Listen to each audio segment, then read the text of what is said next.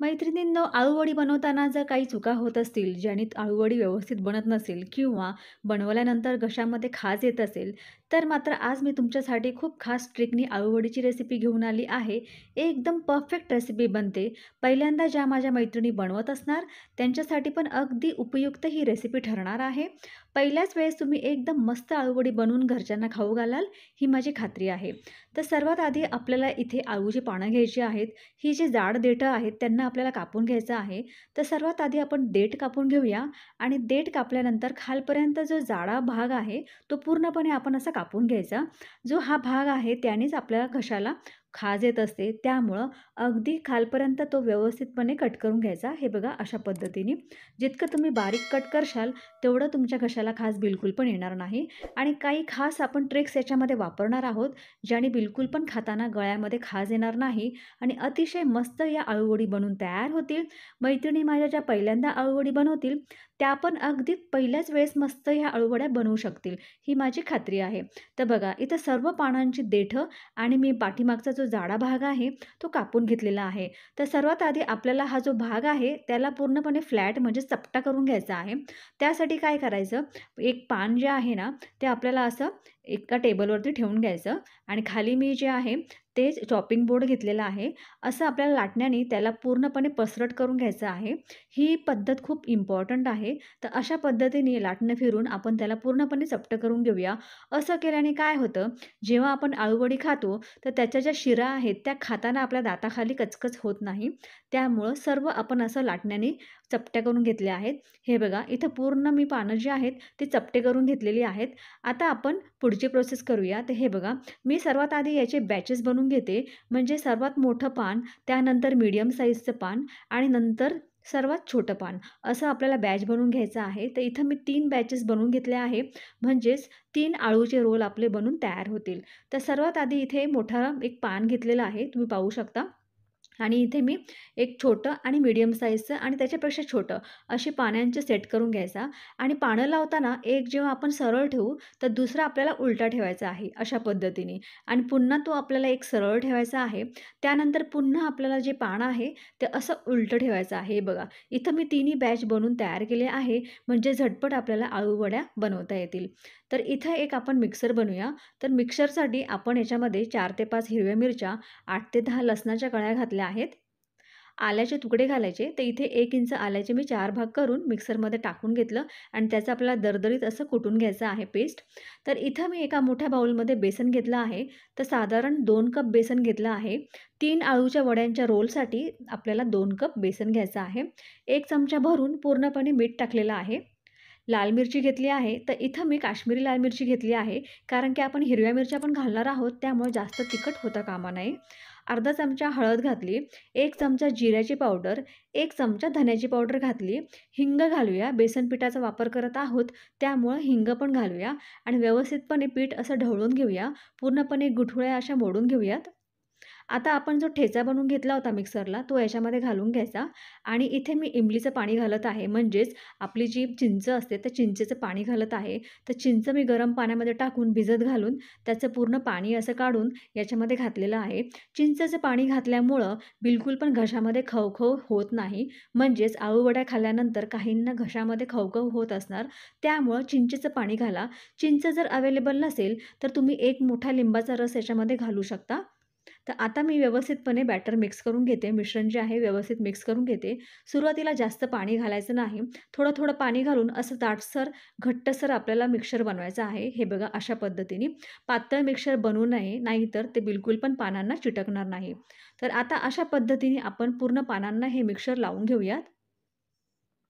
तर हे बघा पूर्ण काठापर्यंत आपल्याला हे मिक्सचर लावायचं आहे. तुम्ही बघू शकता अशा पद्धतीने आपल्याला हे पूर्ण लावून घ्यायचं आहे.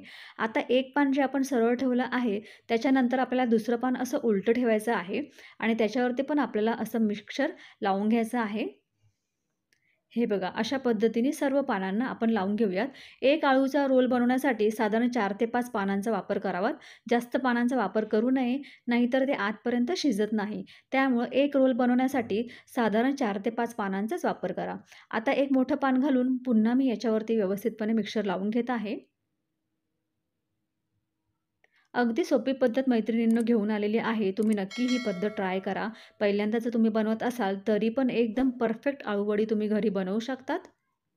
तर हे बघा, आता पूर्णपणे मिक्सचर लावून घेतलेलं आहे. आता आपल्याला साइडनी थोडं फोल्ड करायचं. तर अर्धा इंच मी भाग घेऊन आतल्या साइडनी फोल्ड केला आहे आणि खाली त्याला असं चिटकवायचं. बेसन पिठाचं बनवत आहोत, त्यामुळे अतिशय इझिली ते खाली चिटकून जातं आणि नंतर खालचा भाग असा फोल्ड करून आपल्याला रोल तयार करून घ्यायचा आहे अशा पद्धतीने. तर हळू आपल्या हलक्या हातांनी त्याला रोल करून घ्यायचं. हे बघा, तर अतिशय सोप्पा हा आळूचा रोल आपण बनवून तयार झाला आहे. पण आता दुसरी गोष्ट इथे काय होते, की आळूचा रोल तर आपण बनवतो, पण कधी-कधी काय होतं वाफवताना आहे ना, आळूचा रोल पूर्णपणे सुटून जातो, म्हणजे सुटतो. तर तुम्ही काय करा, असा एक जो दोरा असतो, आपण शिलाईला जो दोरा वापरतो, तो दोरा घेऊन त्याला अशा पद्धतीने पूर्ण पॅक करा. याने काय होईल, आळूचा रोल वाफवताना सुटणार नाही आणि परफेक्ट एकदम घट्ट असं आतमध्ये मिश्रण बसून त्याला एकदम व्यवस्थितपणे आकार येईल. हे बघा, जर पहिल्यांदा तुम्ही बनवत असाल ना, तर नक्की मात्र या धाग्याचा वापर करा. धाग्यामुळं तुम्हाला आळूवडी बनवताना खूपच सोयीस्कर होईल. आता एका जाळीच्या प्लेटला मी इथे व्यवस्थितपणे तेल लावून घेते आणि त्याच्यावरती आपण आळूचे पूर्ण रोल ठेवणार आहोत. तेल लावल्यामुळे काय होतं, आळूचा जो रोल आहे तो खाली चिटकत नाही. तर हे बघा, अशा पद्धतीने आपण सर्व रोल ठेवून घेऊयात. अगदी चिटकवायचे नाही, थोडा मध्ये स्पेस ठेवायचा, म्हणजेच वाफ पूर्णपणे सर्व बाजूनी रोलला लागेल. आता एका कढईमध्ये आपल्याला पाणी तापवत ठेवायचं आहे. तर साधारण इथे मी 1.5 ग्लास पाणी ठेवून त्याच्यावरती ही जाळी ठेवून घेतली. तुमच्याकडे जर स्टीमर असेल, तर स्टीमरवरती देखील तुम्ही ठेवू शकता आणि अशा पद्धतीने सुटसुटीत असे रोल ठेवायचे आणि याच्यावरती आपल्याला झाकण ठेवून साधारण 20 मिनिटं मीडियम आचवरती याला छान असं वाफवून घ्यायचं आहे. 20 मिनिटानंतर मी चेक करते, तर तुम्ही बघू शकतात अगदी परफेक्ट मस्त स्टीम झालेले आहेत. हाताने चेक करते, हे बघा एकदम मस्त शिजून तयार झालेले आहे. पण लक्षात असू द्या, दोरा काढताना तुम्हाला थंड झाल्यानंतरच काढायचा आहे, म्हणजे तो फाटणार नाही. जर तुम्ही गरम याच्यामध्ये जर दोरा काढला, तर मात्र आळूवडी तुमची फाटू शकते. त्यामुळं पूर्णपणे थंड झाल्यानंतर तुम्ही असा धागा काढून घ्यायचा आणि आता आपल्याला जशा हव्यात तशा आपण इथे आळूवड्या कापून घेऊयात. तर जसं साईज तुम्हाला हवी आहे छोटी-मोठी, तशी तुम्ही बनवू शकतात आणि तुम्ही बघू शकता आतपर्यंत अगदी परफेक्ट हा शिजून तयार झालेला आहे. 20 मिनिटामध्ये अतिशय मस्त हा आळूचा रोल तयार झालेला आहे. तुम्ही असं पण डायरेक्ट खाल्लं तरी देखील चालेल. पण जर तुम्हाला क्रिस्पी आणि कुरकुरीत आळूची वडी खायला आवडत असेल, तर मात्र तुम्ही डीप फ्राय किंवा शॅलो फ्राय याला करू शकता. तर आता इथे तेल कडकडीत तापलं आहे, तर मी याला शॅलो फ्राय करत आहे. त्यामुळं 1 चमचा तेल घालून मी याला असं फ्राय करून घेत आहे. असं केल्याने अगदी कुरकुरीत ही आळूवडी बनून तयार होते. पहिल्यांदा तेल पूर्णपणे तापवून घ्यायचं आणि त्यानंतर गॅसची फ्लेम जी आहे ती कमी करायची आणि कमी फ्लेमवरतीच मस्त याला कुरकुरीत होईपर्यंत छान असं फ्राय करून घ्यायचं. तर साधारण 2-2 मिनिटं किंवा 2.5-2.5 मिनिटं दोन्ही बाजूनी छान असं फ्राय करून घ्यायचं. आता 2.5 मिनिटं झालेली आहे, तर उलटं करून घेते. आणि दुसऱ्या बाजूनी पण आपल्याला 2.5 मिनिटं छान फ्राय करून घ्यायचं आणि तुम्ही बघू शकता कलर पण अतिशय मस्त सुरेख आलेला आहे. बघूनच तोंडाला पाणी सुटत असणार. अतिशय सोप्या पद्धतीची आळूची वडी मी तुमच्यासाठी घेऊन आली आहे.